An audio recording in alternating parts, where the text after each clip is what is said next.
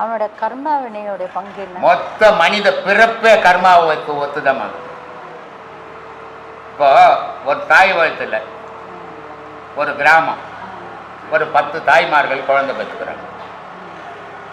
10 தாய்மார்கள் பெற்ற 10 குழந்தை, 10 குழந்தையில 5 குழந்தை நல்ல கடகாட்டமா இருக்குது.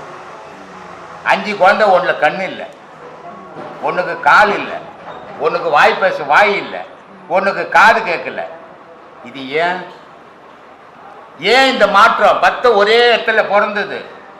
அந்த தாய் இப்படி ஓணும் நான் கேட்டா, கண் இல்லாத என் குழந்தை இருக்கணும் நான் கேட்டா, காது இல்லாத கேட்காம இருக்கணும் நான் என் குழந்தை இருக்கணும் கேட்டா தாய், வாய் பேசாம இருக்கணும் நான் தாய் கேட்டா, அந்த 10 குழந்தை மட்டும் நான் என் பிள்ளைங்க நல்லா இருக்கணும் நான் 5 பேர் கேட்டான் இல்லை. அது ஒரு கரு, அது விழுந்து போச்சு. அதனுடைய பாவ புண்ணியத்துக்கு ஏற்ற மாதிரி பூமியில வந்துச்சு நொண்டியா.